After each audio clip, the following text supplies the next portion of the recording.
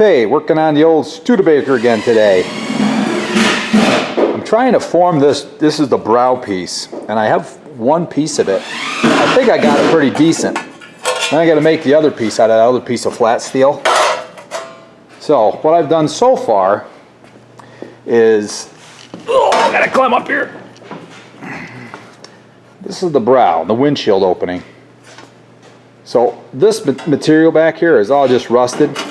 You can see there's a hole right there. It's all gonna rust through from the back, and I don't want that to happen. So I'm gonna pretty much just change this whole brow right out. One piece at a time, I guess. So I've got this shaped pretty good. I got it so it'll lay pretty flat. That may be a little bit more work there. I got it so it's shaped in pretty good here.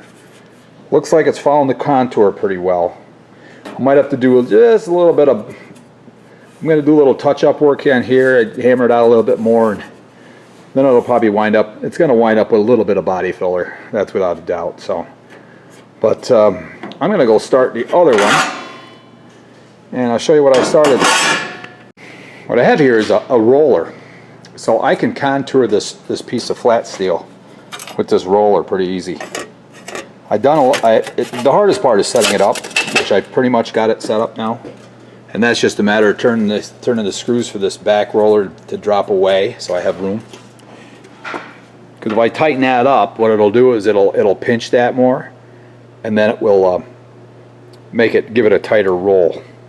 So you have adjustments right here. This knob here pushes that roller up and tighter. So I hope I got it pretty close to where I need it right now.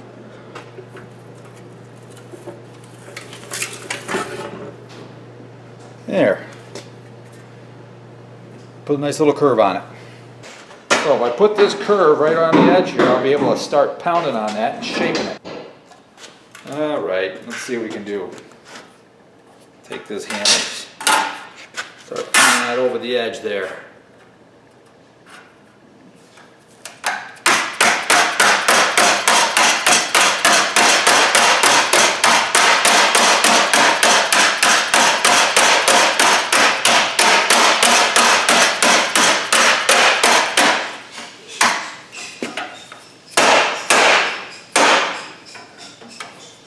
Seems like I'm getting a little bit too steep of a curve.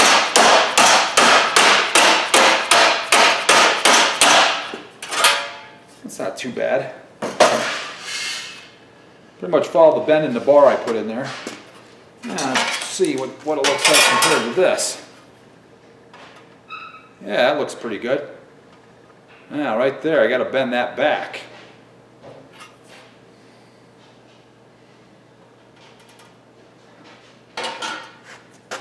So I'm going to put this in the brake, put that bend on there, but I got to know where to bend it.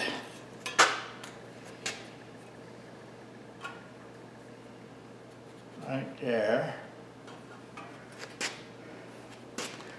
And this one here is going to go right there. That won't work because I got to bend it. Can't put it in the brake to bend it that way. So I have to bend it this way and it won't go in the brake. So put the marks on the other side and bend it with the hammer. What are you chuckling at? This carpet is ugly. It's orange. It's supposed to be dark brown. Oh well. Orange? Is it a shag too? It looks like 70s orange shag. Look at it. I was nutmeg. It was dark brown. It was darker than the other browns. All right, gotta take a quick look at Connor's carpet. That's awful. That's hideous. I love it. Boy, it goes good with the green too. It's supposed to be dark brown. Oh well. How long have you had it? I just got it. I'm not sending it back. Deal with that hassle. It's gonna be muddy and anything anyways after the summer. What are you gonna do? Okay.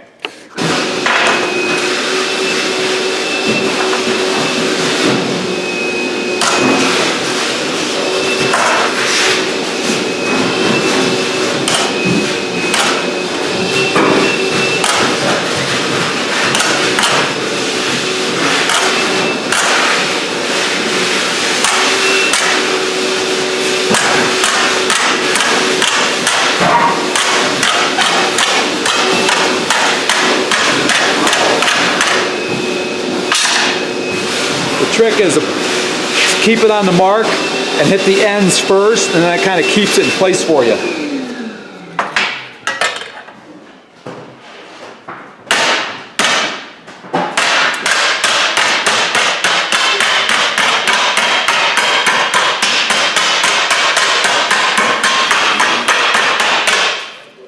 All right, now I'll lay it here.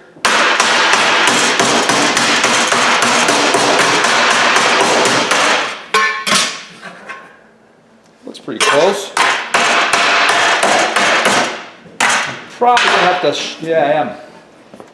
They look like two different pieces really. I gotta do a little bit more work. Not sure exactly how.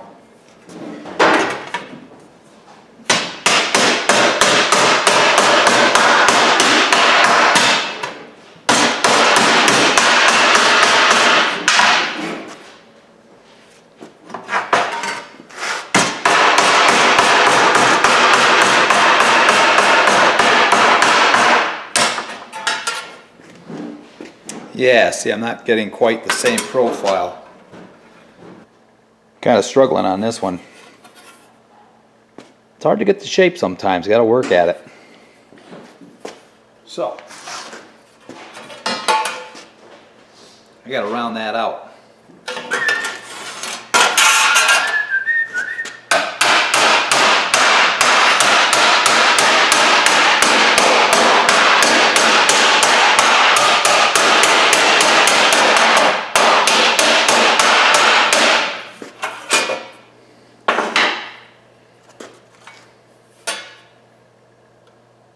Oh, that's a lot closer. Yep, we're looking better now. So we've got to bend that. This has to come up a little bit. How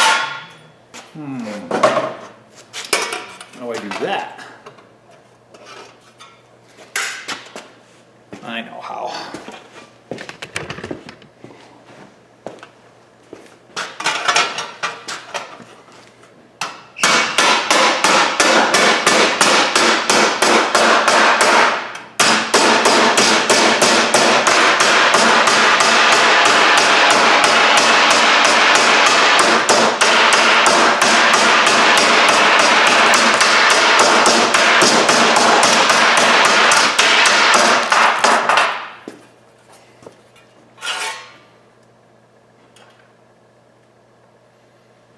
There you go, you got her pretty close.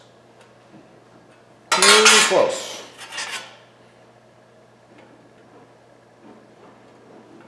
A little bit off there still. Use this guy.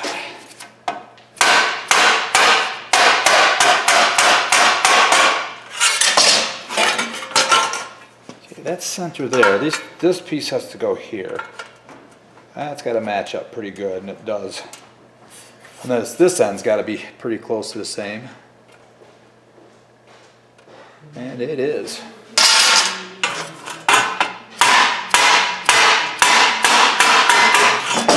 Now, we also have the case of this little flare. We have a flare here.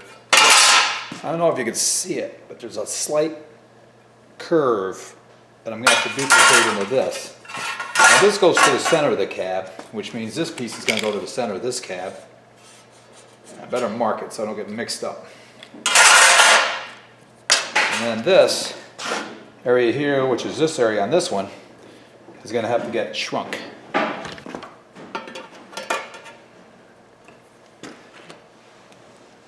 Oh yeah, just a little bit.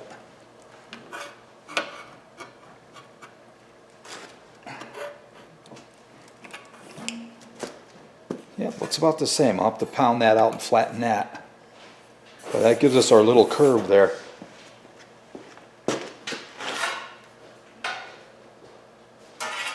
Now we got a little more curve. I'm going to put just a hair more in this one.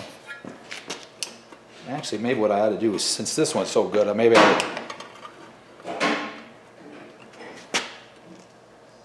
Yeah. I'm going to have to back it off a little bit. So, change the dies back. Sometimes you go a little too far. Luckily with this tool, I can actually work it back the other way again.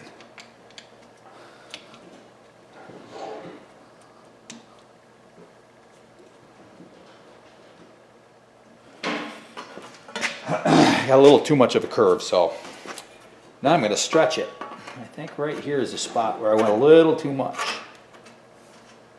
Oh yeah, right back. Nice.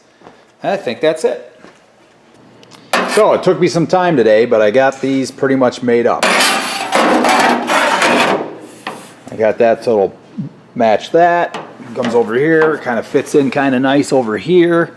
Because once I cut this stuff away, that's when I'll put these in there and make that what it ought to be. I hope. Actually, it looks like that could have a little more curve to it, so I might have to do a little more tuning up. Then over here, took the brow piece out and did some more welding on it. So I got that welded up. I put in a couple gusset pieces that are going to get welded in here in case I ever want to put windshield visors in. That's it. Yeah, so I can hang visors on that, just like the old one did. But the old one's pretty crusty. So all that, I'm going to finish welding that up. Then I'm going to weld, this piece gets welded back in here. And then I'm going to be able to cut the front roof section out and put my pieces in to match. And whatever else I have to fill in. But what happened now is I can't see to weld. My old helmet just isn't good enough. So I'm going to see if I can go buy a new helmet.